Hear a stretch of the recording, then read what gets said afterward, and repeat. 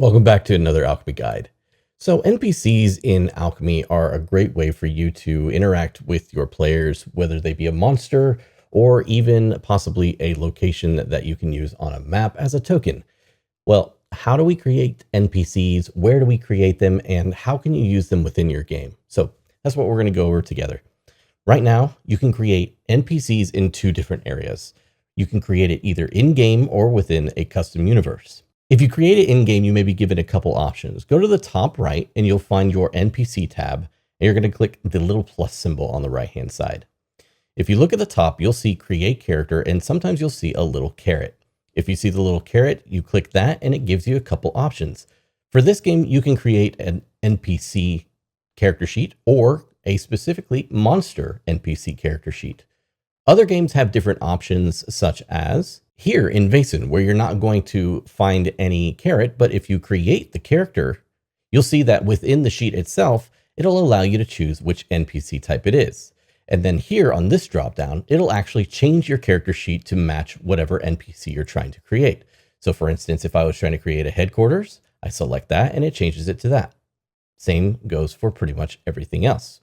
So those are the two ways you can kind of create the NPCs within the game itself. But how do I create NPCs so that they're ready to go before my players even get to the game? Well, I can preemptively set up NPCs in my universe by going to my custom universe. If I go to my custom universe, you'll see here that if I go over to the NPCs tab, I'll have those same options here on the top right, depending on what system I'm using.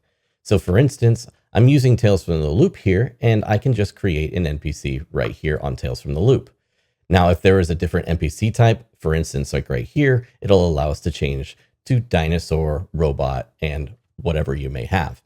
Now, you can create these NPCs and make them ready to go. So that way, whenever you are placing those NPCs in the world, you can hit that plus symbol. And instead of creating the NPC, it will automatically be placed where you can just simply click on it and add it to the scene you're in. Speaking of adding NPCs to a scene, what if you need to add more than one NPCs at a time?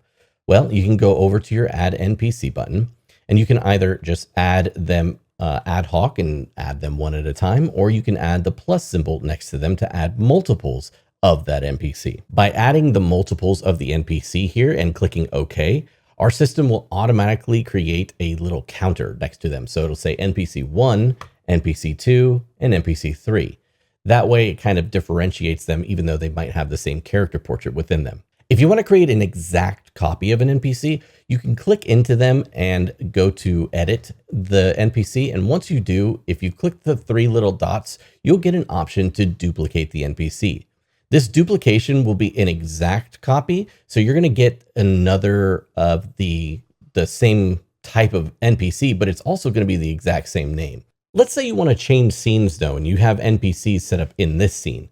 If you go to another scene, let's say, for instance, if I go to Rittermound here, and I want to bring these Kadal's ghosts from this scene that I'm currently in into Rittermound, all I'll need to do is click my Add NPC, and I'm going to go over to the in-game tab versus the tablets, versus the templates. And now it shows me all of the NPCs that I have within the game set up right now. And as you can see, it finds in the opening scene, in the scene that we had just come from, the three Kadal's ghosts that I had added before. So if you want to add an NPC or continue to have an NPC in further scenes, it's really easy to look up the exact NPC that is there. What's really nice is that their statistics also carry over. So for instance, if you had taken damage in one scene and you move to another scene, their HP will actually follow over to the next scene. You scroll down and right there shows the exact copy of that NPC. Now let's say we create an NPC here in game. Now, unfortunately, that means that the NPC is stuck here in this game and it's not in our universe to be reused over and over again in other campaigns or other games that I might be running. Well, not all is lost. If I create an NPC here and I really like that NPC, what's really neat is we give you the option to download the NPC. So if you go to edit, instead of duplicate, you can go and download that NPC. And what that will do is give you the JSON file. You then take that JSON file over to your NPCs, in your custom universe. And go to the top right, pull down the caret, and you'll see import. That allows you to take that JSON file that you just created, import it, and all of a sudden that character is now usable within the universe. Now that means now that anytime I bring this custom content into another game, this character will always be there for your use no matter what. There are several things you can do with NPCs here once you have them in your universe. If you right-click that NPC, you'll be given a lot of options. Now, of course, we just talked about what downloading does. It gives you that JSON file to use elsewhere. But you can do other things such as duplicate this NPC, and that'll create an exact copy of it here. You can also copy the embed code. And what that does is that allows us to take that embed code and create a button in any other area that accepts Markdown. So for instance, if we created a handout per se, and we go over to the content and you can see that it uses Markdown, you can then take that embed code, place it inside of here, because what it does is it now gives us a button. And we click that button and it goes directly to that NPC again, kind of showing off what we had already made. A few other options that you can use here on the NPC are the ability to add this to other modules. So for instance, you are within a universe, so that allows you to have multiple modules. So if I had a multiple module universe, I have upcoming title and Dragonbane area.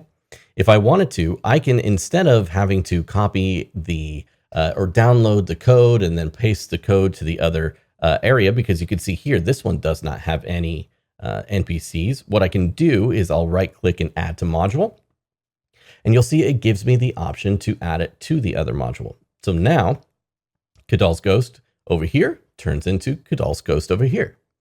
Just a fun little thing that you can do to implement multiple NPCs in different areas without having to go through the process of creating more and more NPCs. When using your NPCs in-game, there are many different things you can do to manipulate the NPCs to kind of give your players different experiences and also give you access to playing that character and their stats. So when you have your NPCs here, you can see them on the right-hand side, and we have two areas. We have the initiative area and we have the hidden area. Now, the initiative area just means that it can be shown to the player, or it can be hidden to the player if you have the token below that area. So you can see by dragging and dropping, you can either hide or show these to your players. Now, you can hide or show these characters to your players if you have them on their map as well. So for instance, if I want to place a token on the map, I will right click and push token. It gives it to me and I place it on the map. Pretty easy. Now, what happens if I take a hidden character and do the same? Well, you can see it is grayed out, and that means that the players actually can't see that character just yet. It's invisible to them. So if I wanted to have that character visible, I can either right click and show, or I can just simply drag that character up to the visible area. It will then take that token and pop it and make it visible. What's really neat is that if this character is invisible, or if I have characters that are visible, whenever I flip this initiative switch, the characters that are within initiative and or visible will automatically roll their initiative, or join combat essentially. Until this warg here gets placed into combat, it's kind of sort of out of it. But when you place them in combat, instead of having to roll initiative for them or do anything special, all I do is drag to the top, place it here, and it will automatically roll initiative for that creature. Now you can see I placed it between Goblin Scout and Mekander, but it rolled initiative and got placed below them. So it randomizes their initiative as well. Now, of course, this doesn't necessarily work for every system, so it's really easy to just grab, drag, and drop whenever you want that NPC to be placed within initiative somewhere else. If you find that a token is either too big or too small for the area, what you can do is you can right-click them and play these creatures. Now, if you play these creatures, you can see you have access to all their things, but if you simply click into the token at the middle, it'll give you the character sheet. And once you edit this character sheet, if you scroll down, you'll find an area that says tactical. This tactical area allows you to change the token size. So for right now, it's 1x1 and normal. And as you go bigger, obviously, when you click OK, your token size will automatically change for you. and you have this big old token. If you want your players to get a little bit more out of these NPCs, or if you want to show them off just a bit, you can right-click these NPCs and go to Send to Journal. Now, default-wise, the Send to Journal feature will allow them to click on this art and then see that character art, and that's about it. Now, if it has a public description, if you click Edit and scroll down, you'll see an area for a description. You can make this description public. By doing so, that allows them to view the picture and this public description if you would like. All of this area is still behind a GM screen, essentially. So all their stats and all the things that are attached to them and everything like that. Now, that being said, you can share NPCs with your players for even more benefit to them. So let's say, for instance, they have a familiar, or they have maybe two NPCs that they're controlling. You can share the NPC simply by right-clicking the NPC, clicking share, and it gives you access to everybody who's in the game. Now you can share one by one, like to a certain player, or you can share to everyone. By sharing to them, this allows them to click into the NPC, see everything that you see as the GM, and they can play as that NPC. So that means they can grab the token, they can move it around, and they can use all the abilities as if it were them. With all that, you pretty much have everything you need to know about NPCs. If you have any other questions, please do ask in the comments below, and I'll be sure to get to them as soon as I can. Thanks for watching another Alchemy Guide, and we'll see you on the next one. Bye, everybody.